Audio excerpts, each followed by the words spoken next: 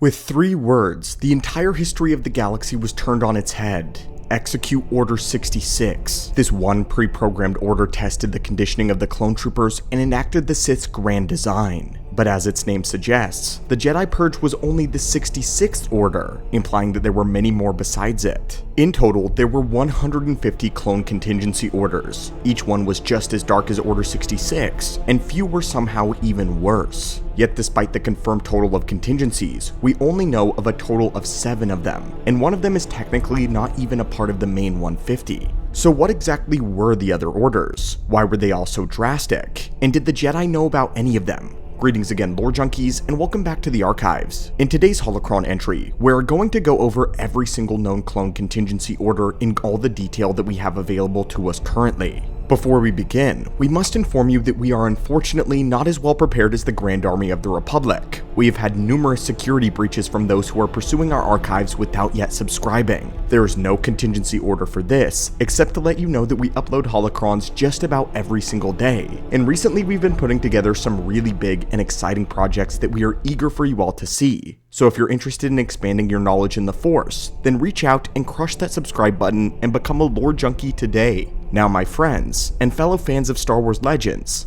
let us begin. In the canon Star Wars continuity, the contingency orders were programmed through an inhibitor chip within the clones' brains, but since pretty much all of the contingency orders we know about are from Legends continuity, we are going to use that version of the programming. In Legends, the clones had free will, and simply obeyed out of conditioned loyalty to Palpatine and the Republic, and as we get deeper into the other contingency orders, this version will actually make much more sense. Before we begin with the actual list, we have to answer an important question, one that is integral to our understanding of each of the orders. Who exactly knew about them? Obviously, Palpatine knew, since he was the creator of the very idea. The entire purpose of the clone army was to eventually be used as a weapon against the Jedi. But Palpatine created a slew of other contingencies just in case his plans ever went awry. Each of those contingencies ensure that the Grand Army remains in his total control, even if he himself is not the Chancellor. Count Dooku knew as Palpatine's co-conspirator that he was the one who was directly in charge of getting the Kaminoans on board with the project in the beginning.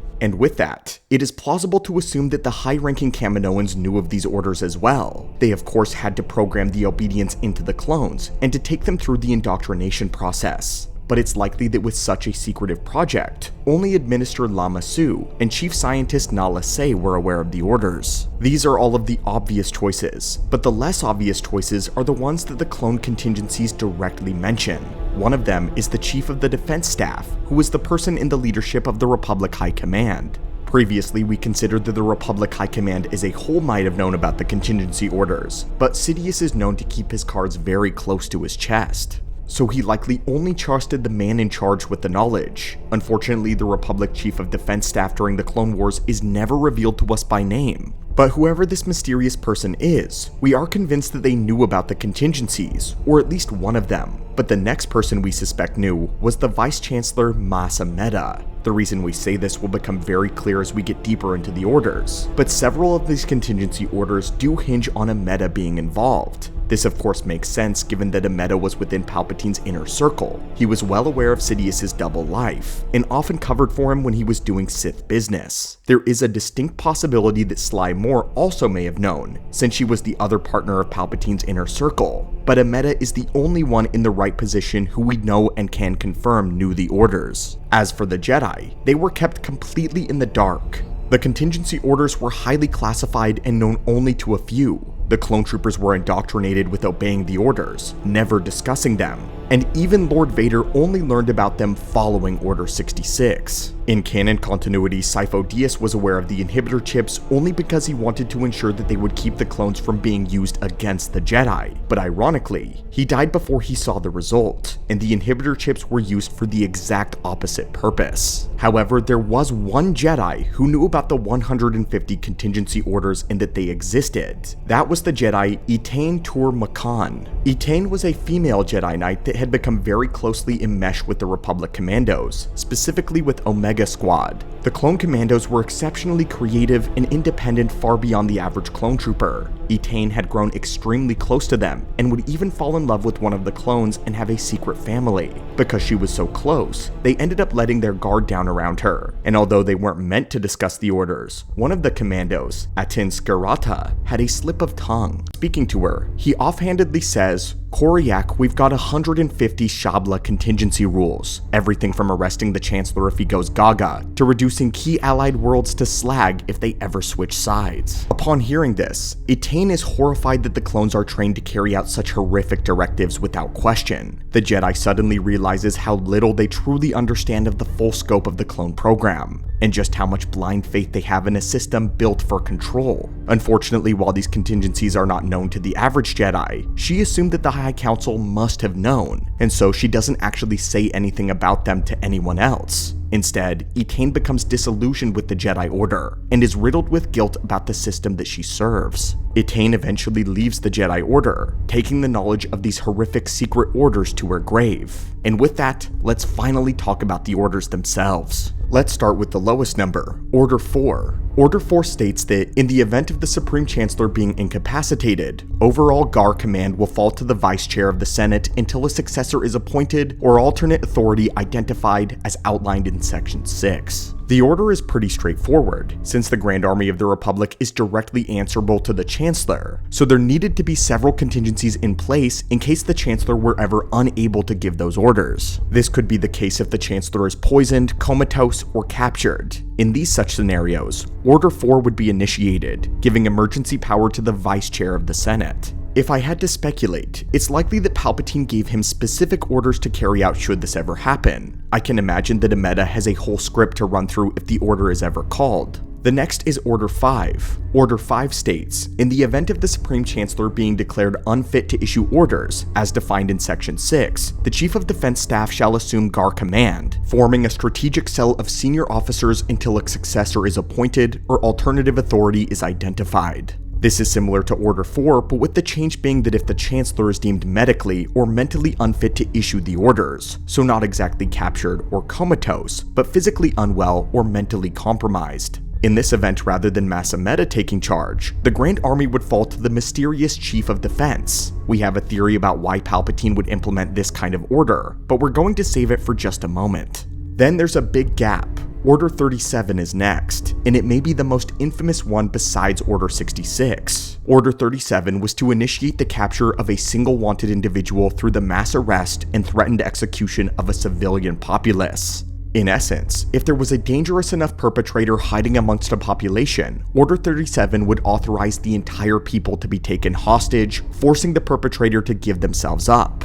Follow-up directives include scenarios for disposal of civilian casualties and suppression of communications from the system. So basically, if Order 37 is ever called, they would be able to carry out mass genocide and suppress any mention of it ever happening. There's a possibility that this order could have been called during the Clone Wars, but it was never made public. In the year 18 BBY, Darth Vader would actually carry out Order 37 on the planet of Samaria when looking for a tech saboteur. However, the genocide luckily never took place, only threatened mass arrest. Now we have another jump. Order 65 is perhaps one of the most interesting in the lot. It states this: in the event of either a majority in the Senate declaring the Supreme Chancellor to be unfit to issue orders, or the Security Council declaring him or her unfit to issue orders, and an authenticated order being received by the GAR commanders, shall be authorized to detain the Supreme Chancellor with lethal force if necessary, and command of the GAR shall fall to the acting Chancellor until a successor is appointed or alternate authority identified as outlined in Section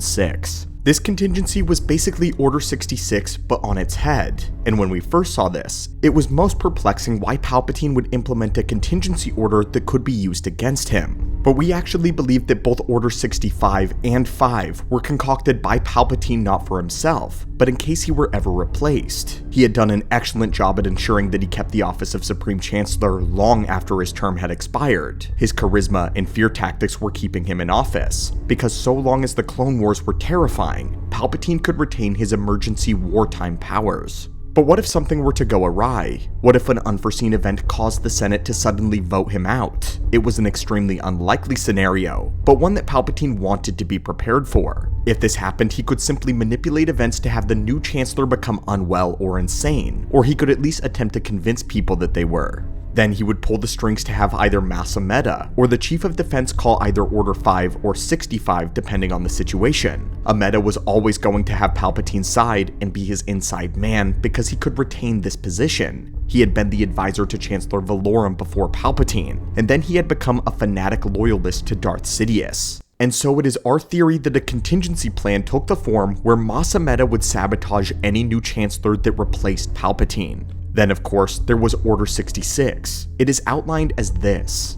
In the event of Jedi officers acting against the interests of the Republic, and after receiving specific orders verified as coming directly from the Supreme Chancellor, GAR commanders will remove those officers by lethal force, and command of the GAR will revert to the Supreme Chancellor until a new command structure is established. In Legends, Order 66 was not something that every clone trooper knew about. Only commanding officers had knowledge of the contingencies. They would be given the orders and then issue specific directives to their platoon. In this continuity, the inhibitor chips were not a factor, only the blind loyalty of the clones. But this allowed room for defection and dissension within their ranks, which did indeed happen, but it also allowed them to be much more ruthless and creative. Not every clone trooper simply turned their blaster barrel on the nearest Jedi. Some began to lay elaborate traps. In a deleted scene from Revenge of the Sith and in comics, it even shows that the clones near the temple put on the robes of fallen Jedi, disguising themselves as friendly fellow Jedi Knights to any Jedi that was returning to the temple.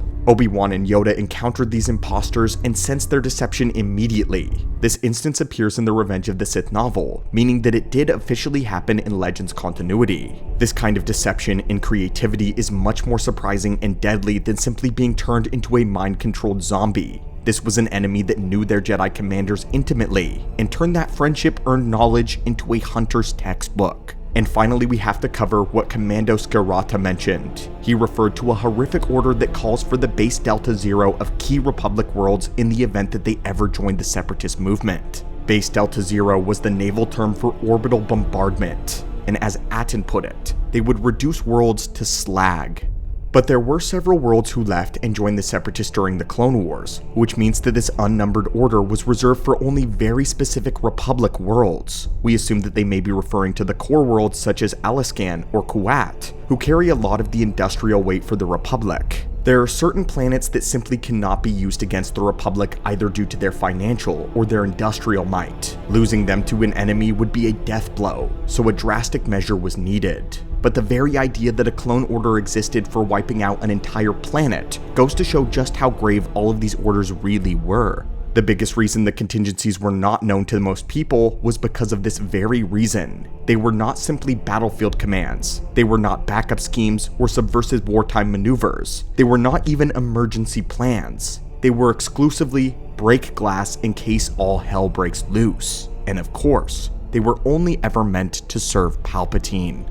The last two orders we want to mention are strange outliers that technically exist separate from the 150 clone contingencies, but still involve them heavily. Firstly, there was the rumored Order 151. This had everything to do with Lord Vader. In the comic Dark Times number 15, which takes place in the year 19 BBY, Vader contemplates Order 66 and decides to confront one of his officers about it. He speaks to a clone commander by the name of Veal following an Imperial mission. There, Vader mentions that the clones had an order to wipe out all of the Jedi in an event that they proved to be traitorous. He then pointedly asks if such an order existed for him. That if Vader were to ever go rogue, was there a contingency that the Emperor had for the clones to turn on him? Commander Veal was hesitant to respond, and simply stated that if such an order ever did exist, he did not have the authority to confirm or deny it to Darth Vader. But that was all the answer the Dark Lord needed. In order to ensure that his question never made it back to the Emperor, he threw the clone off of the cliff to his death. There is of course no doubt in our mind that Order 151 does exist, and should Darth Vader ever attempt to overthrow his master and Sidious doesn't kill him himself, then all of the clones should be on the lookout to shoot Vader on sight.